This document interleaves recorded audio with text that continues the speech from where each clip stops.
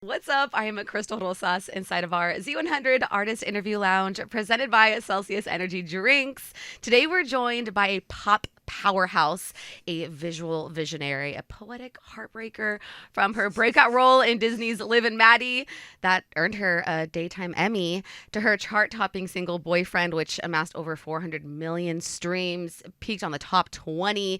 We've seen her win MTV VMAs, American Music Awards, and more. Her fan base of over 50 million followers gets to be the front seat witness to her continuous reinvention.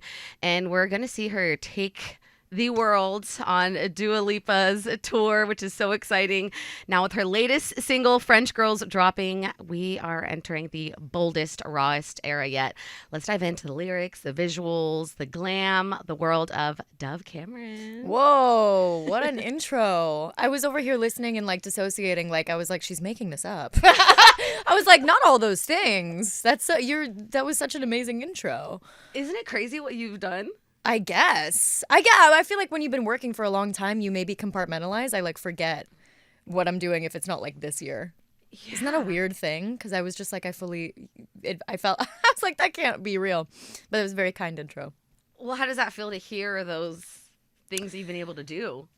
Well, first of all, you were being very kind. But I don't know. It's the Disney stuff feels so long ago that it's right. This lifetime. That I don't know. We started doing all that stuff when I was so baby. And I think I forget that I've been working for as long as I have. So I don't forget really, but it's just all the pieces of my career feel so, compartmentalized. So I don't in this era of my life, human life, not just career. It does feel like something that happened 30 years ago and I'm not even 30. I don't know what that is mentally. Segmented in its own ways, where that was that box, that was that box. Uh-huh. It's almost like the feeling of getting really into a book series and then by the time that you're done with the first one and you're on I don't know, the seventh, you're oh right, the first one. It feels I don't know. Yeah, it feels like a lifetime ago. So cool. But you still have fans from all over the world that celebrate those different segments. Yeah. How cool is that? No, it's really cool. It's I think it's really interesting, the phenomenon of growing up with people. I think a lot of child stars speak about this, but when you start really young and your fan base is young, you have this parallel upbringing and different, similar experiences and adolescences and second adolescences, and you go into adulthood. I was out last night and someone who was fully an adult was I grew up with you, and I was right, I'm an adult. I was right. But it's really nice because now it's I don't know, I feel lucky because I feel I have a lot of contemporaries and younger people. I love younger people. I love kids. I love I feel such a big sister. So yeah, it's been magical. I really do feel I have friends everywhere I go. I mean, you must feel so appreciative of the love that you get, and even them carrying on to this era that you're in now. Yeah, celebrating new music. No, that's part of what's really cool about growing up with people is as my taste changes, so does theirs. And so I feel really lucky that I started so young and I've really had such a great relationship with my fans for all that time. Even through different iterations of when I was experimenting or when I was, taking a break. I've really had so much support, and that is something that I never, ever forget. And I feel that every day from people. And I feel you've done a good job of bringing the true self to who you are, even with time, because sometimes it could be hard to have that younger fan base or that Disney fan base, but then you're getting older and you want to explore different material. But I feel you've been cautious of still staying who you are those times. Yeah, I think that that was always something I wanted to navigate well, while also giving myself the human grace to not be bound by it, right? I always tried to find a good balance between knowing that I was being watched by younger people. Mm-hmm. So living my life with that sort of sense of awareness, while also not I don't know, inhibiting myself from dating or getting tattoos or celebrating my body. It's always things that I think are like I always like to ask myself, if I was a parent, what would I want from my daughter? And like, would I want my daughter to look up to someone who was never exploring their humanity and like definitely always a perfect role model, but like very stilted and not very complex and not not doing any self exploration or all these things? And like, personally for me, no. Personally for me, I would want my daughter to look up to someone who was exploring and pushing the boundaries of who they were, so that my daughter could do that, right? Or my son, or whoever, like my kid, my child. And so that was something that I knew when I was like pretty young, like Who's helped you with that? Because that's a pretty mature way to think. I don't know. I think that my mom gave me so many complex role models growing up. Like, I really didn't have. I was friends with all my parents' friends. I really didn't have like a very sheltered childhood. I was very exposed to a lot. Like, I was watching everything my parents were watching, and we had like these beautiful nude paintings in the home, and we traveled a lot and many different cultures, and always sort of like my parents were always sort of treating me like another adult in the room. And I've always looked back on that with so much gratitude. And I think that there's like a right way to do that that's not rushing through anyone's development, right? But like, as someone who is simply someone in the public eye and also trying to find myself, I always tried to tread that line between like not being like an overtly anything really, like not an overtly trying to coerce people to go a certain way, but also just like living my life and being aware that I was being watched while not giving anything up for that. Just doing things tailored, I could see that when your parents were just being honest and open with things, wasn't pushing it too hard on you. You were just like, okay, this is just how No. we're growing up. Yeah. It was my sister and I were just always like given the opportunity to be exposed to so much, right? And that was something that we were interested in. Like, we were just spoken to. We were never babied. We were never kept from things. We were always told exactly, how things were. And I really, really appreciated that growing up. It's definitely like, if I ever have kids, it's how I want to raise my kids. Yeah. And we even see that with your music, you being authentic to yourself in this song French Girls, which is really fun, feminine, confident. Yeah. The pop is just driving it. Where did we get inspiration for this song? It's funny. It's a lot of people I've been seeing are like, oh, I hope that like someone feels this way about me one day, or I feel this way about them, like love song energy. And it's not a love song. It's not about a partner. It's not about dating. It's not romantic.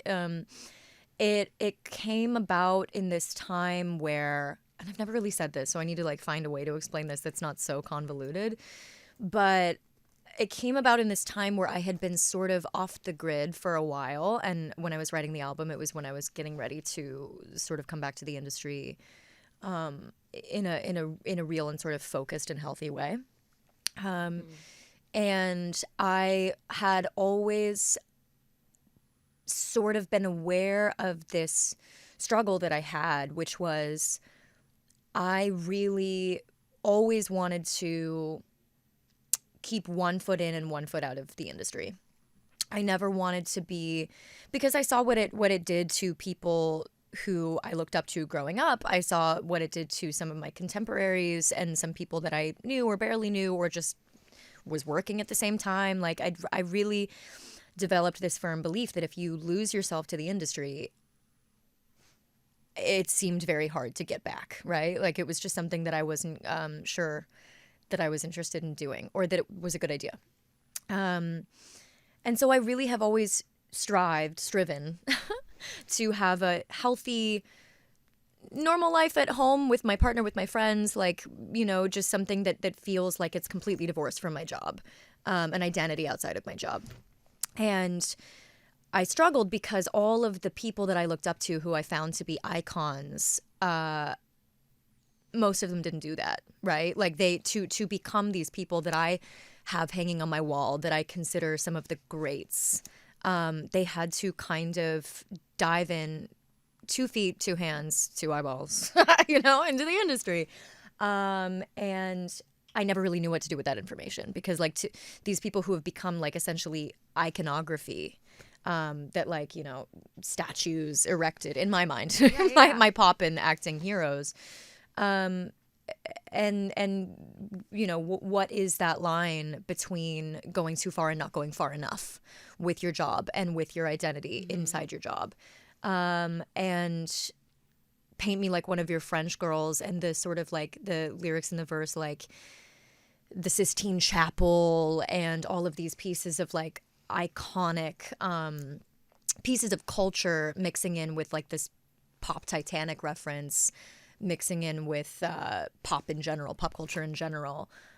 Just the idea of like legends and giving yourself over to belonging to the public rather than belonging to yourself. Like it feels like jumping off of a big cliff, and like, would I ever want to do that? Is that like a alter ego to adopt kind of thing? It's very convoluted and long, but like I hope you get the gist. No, that's so true, because it is the people that we see that we look up to and that are most successful, their job and their career, it's all encompassing. Sometimes they don't have that balance. We're seeing them do all these things all over the world. They get to do the coolest, funnest things on holidays. Like they're working, you know. Yeah, I mean, even more than that, like I think that like maybe the balance is a bit healthier now. But like if we think back to like true icons that like, you know, they're known all over the world, and they really gave everything to achieve that. Or they not, maybe they didn't give everything to achieve that, but by achieving that, it became everything. And you know, that's why that lyric is in there, that like I give myself over to you, everything I do it for you. This kind of like concept of celebrity was really the focus for French girls, which I found to be just like a very interesting topic, and how I still am unfinished with how I feel about celebrity. So then you said that you were taking some time for yourself and just exploring like who you were, to that one step in, one foot out. What do you do during those time periods? When my 1 foot out? Yeah. Normal stuff. I do my laundry. You know, like, no, it's true. I'm like, I don't know. I feel like I so far have been pretty good about on and off. Like if I'm off, I feel like you'll never see me. Like, you know, I'm very, I stay at home. I see my friends. I make food. You brought up books. Have you been reading a lot? You know, I haven't been reading, but I have this book that I really want to read called I Was Anastasia, about the woman who claimed to be Anastasia Romanoff for like many, many years and got away with it. Real person. And I just find that fascinating. I love a con story, but it's like, you know, it's nonfiction. It's really happened, which I think is fascinating. Like, what a crazy piece of history. So that's a book that I've been meaning to read. What about streaming? Are you a YouTube girl, or do you like to watch Netflix or any series that you've really been into? It's just so funny because I've been talking about this now for months, but we are just about to finish Lost. Oh my God. Isn't there so many seasons of that? There's like six or seven. I don't remember. I think there's like so many episodes. We're on like the last, whatever. We're either like right at the end of season 6, if that's the last, or 7. We have like 8 episodes left. Are you like scared to finish it? Because once you're done, you're like, what am I going to do with my life? No, because actually I'm reaching this point now where it's like we have to watch something else, but we have to finish it. Like we have to see it through, because I already know how it ends, because I've been on the internet since I was 14 years old. Like I know how it ends. Everybody's like, oh, get ready, and I'm like, believe me, I know, but we have to see it through. It's like an honor thing at this point. Like I just have to like get through Lost. I love it. It's honestly, even though like everybody was always like after the first like 3 seasons they like really lose it, and I'm loving it. Like I know it's chaotic. I know that it's like they made so many choices, so many strong choices, but it's honestly like the acting's actually pretty phenomenal. and like the plot twist, like I'm entertained. I'm loving Lost. I don't know why no one's talking about it. Yeah, like bring it back. Everybody's got to get into Lost. I don't know if you've heard of it. Are you someone that would watch episode by yourself, or you're very loyal? You're like, no, I'm gonna watch it with my boo. Like, there's no way I'm I gonna. think like both of us would, if one of us watched an episode without the other, like it would be a beyond, like a step beyond betrayal. Like it would be like a serious conversation. Like it would be like, don't talk to me right now. No, it's also just like I don't feel that draw. Like it's like I was raised in a family where every night you all are on the couch and you select the movie and you're not like on your laptop, on your phone, you're not getting up. Like if it was like someone got up to get food, it would be like pause, you know. Oh my gosh, yes. We were like a movie family. Yeah. And so I'm very like I don't even want to watch it if he's not there. I'm like this is our time. You know? Yeah. I was talking to one of the members from BTS, J-Hope, and he said something really interesting. After he does shows, he watches clips from himself on stage. Do you do that? Have you ever rewatched stuff from yourself? Do you scroll and see just to give yourself pointers, or maybe shows and stuff that you've done, or movies? You know, it's very funny because in the very beginning stages of Liv and Maddie, I would have, this is like how long ago it was because this would be so not allowed now. But I would have my mom tape the screen on like a little digital camera because like I think that was fucking before, sorry. Okay. I think that was before like iPhones. I don't know, maybe not. But she would tape it on a little camera because I was learning how to act. Yeah. Like I was like, am I doing well? And so then I would watch it back and be like, this is how I can do it better tomorrow. This is how I can make the twins more different. Like I would really look at them.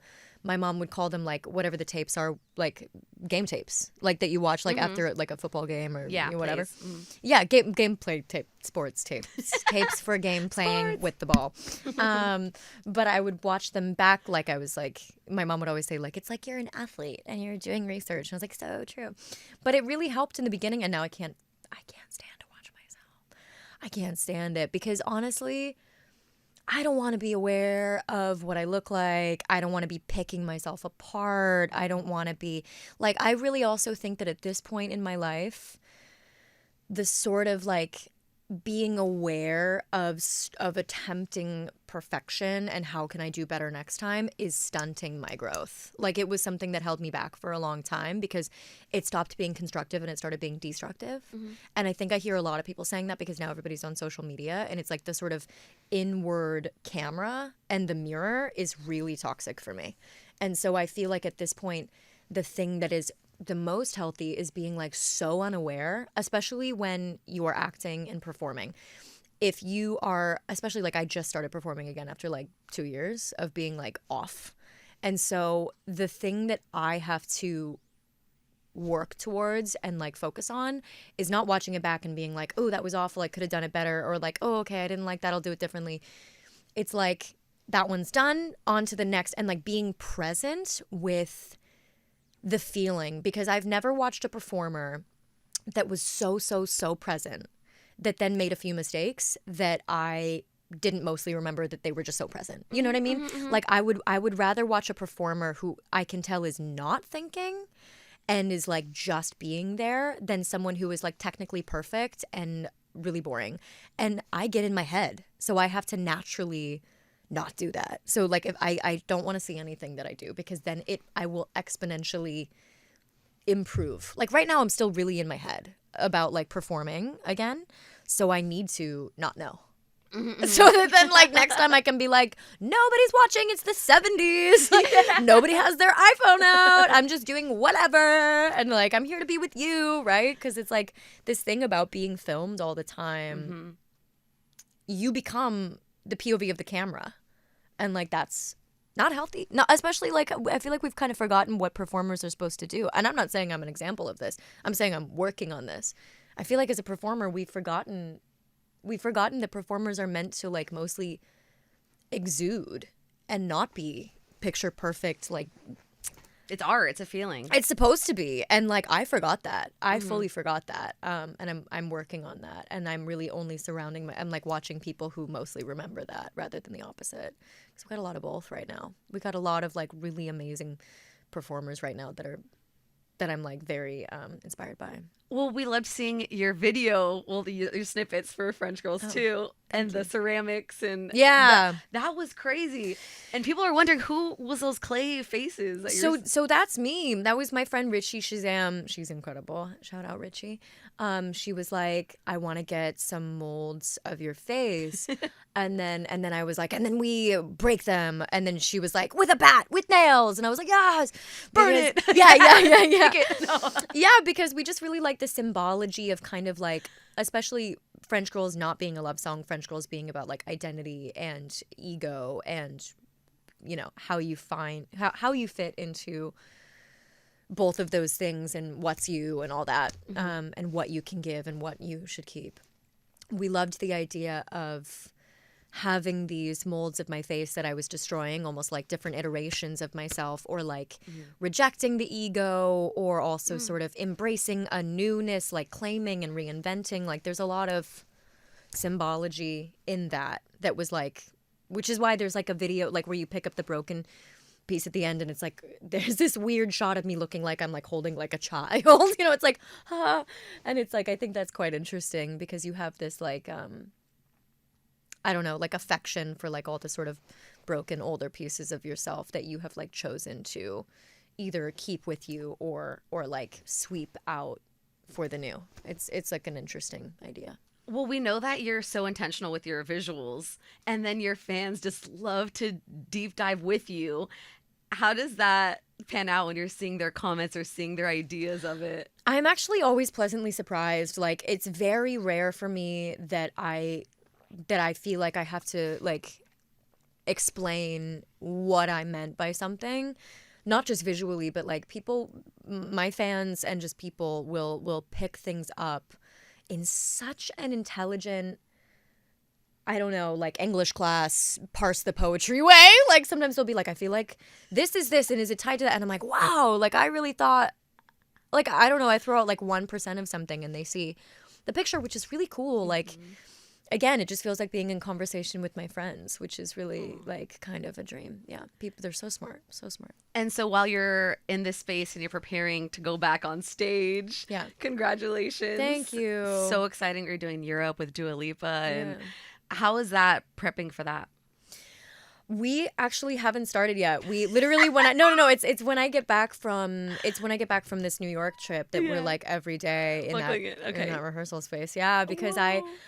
I did a crazy thing and I wrote a dance pop album as someone who does not have a dance pop act, right? Which like I always knew that because all of my contemporaries or people who, you know, you might put me in a group with, I guess, like we grew up together. I wouldn't say contemporaries because they've actually done a lot more than me in the music space, truly. But all of the people who like sometimes I come up in conversation with, they've all been going on tour for like 5 to 9 years. I haven't. And my old act from like boyfriend era was very sultry and standing still and handography, and like I really have to design something that suits this record. And that's like a really big, fun challenge for me as someone who's never really had an identity in the dance pop world, to say the least. And I'm really interested in doing things right now that scare me. I'm really interested in being a novice again, which is kind of what a lot of this record is me sort of being like, okay, let me start somewhere that I've never been. And let me like see if I love that. Let me see if there's something there. And a lot of this record was about that discovery. So the live act is going to have to be the same. So we're starting in 2 days. Yes, congrats. Thanks. We know that you're performing the album for the first time at Wembley Stadium. Crazy. What's going through your head when you're thinking about doing these awesome things? I don't know. I think for the first time in my life, I feel not ready like I could do it today, but I feel emotionally ready. Like I feel I was really lucky because Dua's team reached out to me. It was a total surprise. It was like, ring, ring, do you want to come on tour? And I was like, yes. Like I didn't even hesitate. I like called my mom. I was like, oh my God. Because I'm so excited. Like it's really, she's someone who I look up to so much. And Wembley Stadium, I mean, come on, all of those venues, they're massive. So I think for the first time in my career, I feel like everything I've done, I felt mildly to wildly unprepared for, which is like kind of the fun thing of this job is you're just kind of like, and I have to figure it out right now today. Let's hope I don't fall on my face. But I think like the year that I took off, I feel much healthier in terms of like my heart rate isn't like up to here anymore. And I can be like, okay, wow, what a wild opportunity that I'm so lucky to have in front of me. I think I'm ready to figure out how to rise to that, rather than being like, I have to rise to this right now and I don't know if I can. It's like, oh, I don't know if I can. Let's see, right? Like that's really exciting to me now. Yes. And I do it. Yeah, I feel ready. I'm excited. And we're in such a different space than we were just a few years ago, seeing people that you love in love. You've been in love. And it's like when you see your friend or your loved one in a happy relationship, you're just like, oh my, this will be wonderful for you, sis. Like we've prayed for this for you. And seeing how happy you are in your relationship, doesn't it make you think of art in a different way too? How has exploring your album while you're in love been? It actually, I swear, I wouldn't have expected this from me. Yeah. Because I'm someone who's very in touch with my emotions. Always, always. I think it was the key to making the whole record. Like, and not even in like because I'm a Capricorn, so I have like a really hard time being like mushy gushy unless I'm like full blown crying. But like I swear it was like this weird. I mean, I don't know. Anyone who's ever been really, really in love before, I'm sure you can attest to this. But when you are so head over heels for someone, you wake up on like 90 minutes of sleep and, you could have like not eaten for 3 days because you just forgot. And you're like, I'm ready to run a marathon. Like there's just something about it. The chemicals that are going when you're that in love are inspiring. And like, by the way, I still feel that way. Like we've been together for like a year and a half, gonna be 2 years in September. And I still am like, it's just, it changes your life. Like love really changes your life. And like, friendship love as well, every kind of love, but like romantic love really kind of casts a spell. And I was waking up every day, going to the studio, just being like, I am allowed to be whoever right now. I am seen so much for the fullness of who I am in this relationship that I don't have to be an AI of myself in the way that I'm like on autopilot and writing what I think people want. Like I can be this new thing that's coming out right now because I feel safe. I can be this new thing that I didn't know I was because he noticed it and then I noticed it. And then it's like, oh, wow. It really sort of like, I think it accelerates your evolution if you're in a healthy, loving relationship. And I think that this album is like a full... like a full course lesson on that. For me, it was a huge education. And I think that's why actually when you listen down to the album, it's very varied because it's me doing a lot of like upheaval of my past and present. Okay. Well, because we've seen so much from you and you give so much. You talk about all the vulnerable things that have happened to you, some of the darkest things that happened to people, but you still come in, you're going to light up a room. You're so honest. What keeps you humble like that? Probably the trauma. Oh no. No, I'm like being silly, but probably like, if I'm being dead honest, I don't really have a hard time, keeping myself out of, like, I don't know, this thing that like Hollywood can change like I've never really been afraid of that, and it's always been quite confusing to me, like watching someone go from one thing to another. Yeah, we've all seen that, like around us. Yeah, I don't know. I don't know what that is. I've never known what that is, really. Like, yeah, my life has changed a lot. My life has changed tremendously. I would never say that it hasn't. But I would say that like my internal state from when I was like 8 to now is like a straight line. And I think that that's because my life was very big before I was working. So like my all of my firsts didn't happen in the industry. So like I think that maybe that's my distinction. I think that if like your life was sheltered and then you get exposed to the industry, I think that's enough to change your brain chemistry. And I think that that is something that we need to actually be more educated on. Like, I don't look at people who change tremendously in the spotlight as like, not me, you know, or like, how did you get there? I think it's like, I think that it can really affect your brain chemistry especially when you start really young, and especially when these worlds are two very different things. Like, I think we need more mental health conversation for humans in general, school definitely, and also in the entertainment industry. Like, I think that it's not a normal environment. So I think that, like, I take back what I said earlier. I get how that can happen. I'm not afraid of it happening for me because, I don't know, my life is just stuff was happening, you know, like I feel like I talk about it so much, so I won't here, but like stuff was going on in my life long before I was working. So I always feel like I'm very connected to that, and I never wake up and forget about that, right? Like it's such a huge part of how I see the world, so it could never really go anywhere. And as you were growing in the industry, you had people that you looked up to and people that you were even able to cross paths with. Can you think of one of the biggest starstruck moments you've had? Lana Del Rey. Oh, snap. I was and like, I have to be dead honest. I barely drink. Like, I'm going to be 30 next year, you guys. Yay! Dirty 30 coming up. And like, I still feel like it's crazy because I maybe drink like once, like 4 times, 5 times a year, and it's never like crazy. It's always like, I'll have some champagne, or like, so I've started having more red wine at dinner because we're always in Italy. There's always red wine at dinner, and it's like, you know, but it's like, it's so mild. I am not a drinker. I've never been a drinker. There's nothing wrong with it. I just feel sick. Like, for me, I'm like, I feel sick. Yes. When I met Lana Del Rey, where were you? I was at a party.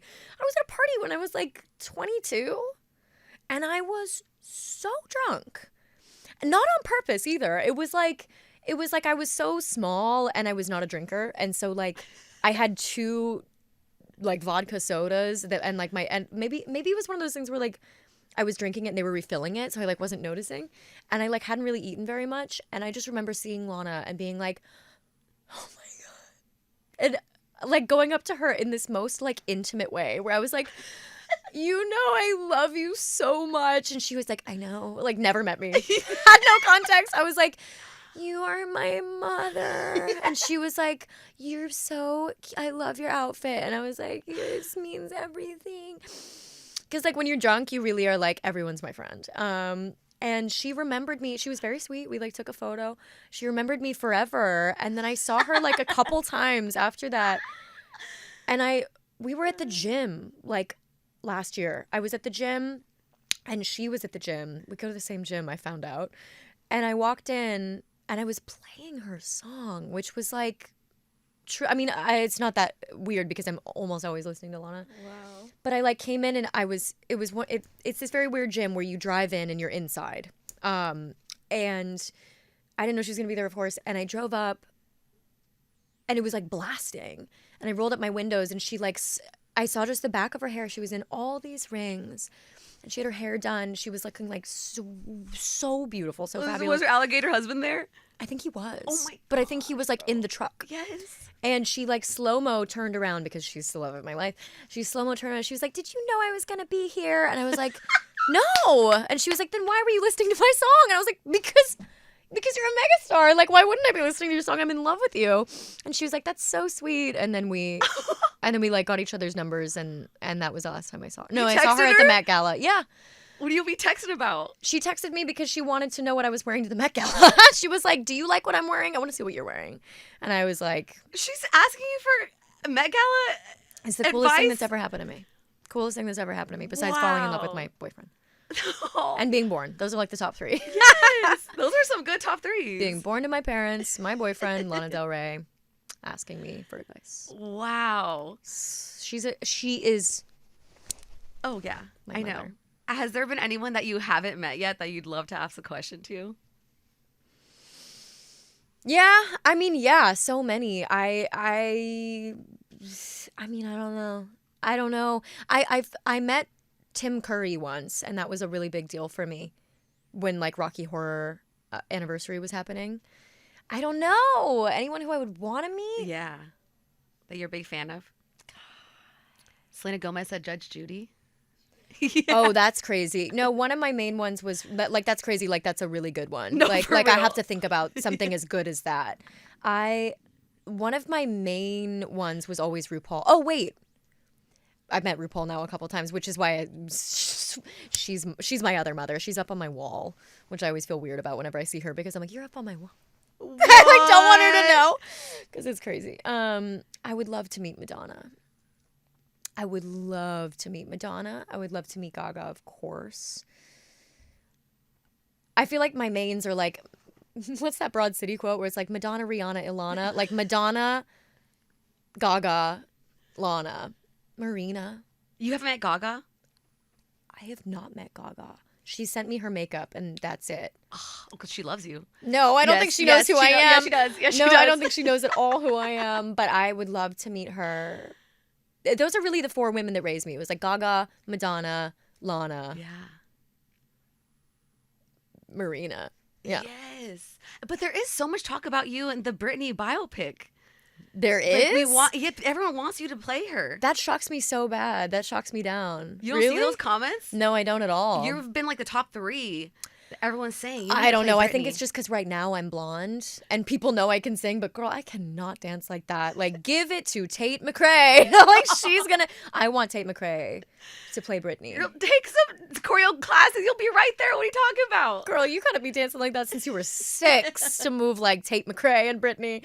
Like, they're too good. No, but you really do need someone who can dance like that. Like, if I ever do a biopic, I would need to do someone who was like mainly a vocalist. Who was like, Lana. I could see Lana. I look nothing like Lana. I really think, you know what I really, really think about biopics? Honestly, as an actor, this is a terrible thing for me. Like, as someone who's not an unknown actor, this is a bad thing for me to say. You gotta start casting unknowns. You gotta start casting unknowns. And I really want someone who really looks like that person. The thing that's so beautiful is that we get to see you on stage right now where you're at in your life. How does it feel to be Dove Cameron? Crazy. No, I don't know. I still don't really feel like Dove Cameron, whatever that like means. It feels, I mean, right now I really feel like I have a good handle on it. Right now I would say that my greatest success is that like I am very, very proud of this album. Oh, It's my favorite thing I've ever done. wow. I am very excited to go on tour with Dua Lipa. I think that is like a huge, amazing generosity on her part. I'm so excited. I am very excited to go on my own little tour, whether that's like end of this year or beginning of next. I'm still working on that. I'm really excited to explore this new chapter of my music because it feels like I finally have something to say in a real way that's beyond like 4 singles, you know. And I know it's true. I like when I wrote Boyfriend, I had nothing behind it. I had no album, which is crazy. And I'm very excited. I have this show coming out at the top of next year with Prime. So like I feel very good about these things, and I mostly feel very good that I feel very proud and I don't feel afraid, but I also don't feel consumed. Like I have really striven to we're gonna circle back. I've really striven to. I need to check that vocab word. Is it striven or is it strive? I think it's striven. Striven. I saw someone like nonchalantly nod over here. Okay. We're right. Say it. We're locked in. When I said that, I saw someone go. I'm Okay, like, well, it's them. Striven. but I think it's strived. we're gonna But fight. you know what? For you, Dove Cameron, it's striven today. I think it's striven. Fuck. Oh shit. Damn We'll it. use both. We're gonna use both. Okay. ChatGPT probably will say both. But you know, I've never used ChatGPT. Get the app right now. No, I don't like AI. I'm scared. It's so good. I'm scared. But I I just mostly feel really good that I feel good. Because I think when I was younger, I had a very unhealthy relationship. Why am I holding this like this? You got things to say. When I was younger, I had a very unhealthy relationship with feeling like I had to, like, I don't know, give every, like when I was younger, I was sleeping 2 hours. I was drinking 7 ventis a day. I was crying. I was obsessing. I was overworking. I was doing everything for my job. And I burnt out a number of times. I thought that was the only way to do it. And then when I thought it was the only way to do it, I was like, I don't know if I can do this forever. And I feel really good that I'm able to, right now, everything is balanced. And that is my main goal in my life as an adult, is to be able to do these amazing things that I'm so lucky, so grateful, so proud of, and still like get home at the end of the day, do the laundry, try to get the 6 hours, answer my emails, see my partner, eat a good dinner. Like that's my crowning achievement and my most beautiful thing. Winning. Winning. We're bringing that back. She said winning. No, for real. Like saying that you have a balanced life. Well, we'll see how long it lasts. I was like, right now when I'm doing press, it's really great. No, but it is really my greatest achievement, because like mental health is something that requires constant care, and I just like neglected it for so long. Yeah. I know. I'm not like preaching. I always feel like it's always so funny because like sometimes I see people being like, you're so open about mental health. And I'm like, but aren't we all feeling the exact same way? Like I never feel too vulnerable sharing, because I feel like everyone in the room is like that. I don't think it's like And that's something that we had to learn. We had to crash all the way out. Culturally, I think we're helped. Yeah, a lot so of much us better have now. gone through that. So, but culturally, I feel like the conversation has come a long way.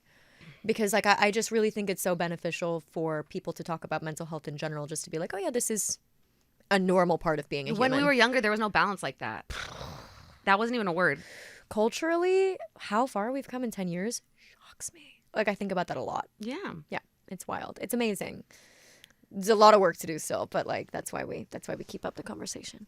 Well, thank you for being that mental health driver for so many of your fans. Of they course. come to you and your art for love and to feel, welcomed and to feel confident. So thank you. We cannot wait to see those moves you bring on stage with this pop album, girl. Yeah, me too. We'll see. I also got to keep up with Dua Lipa. I've been looking forward to chatting with you. You're always so sweet, so nice, so you. open. You too. And your fans are just ready to eat all this up that you have coming up. So congratulations. Thank you. Keep that balancing up, because it's not easy. We're very proud of you for all the Thank work you. that you've done. And we cannot wait to see you again. Thank you so much. Okay, Thank you for always being so kind. Love.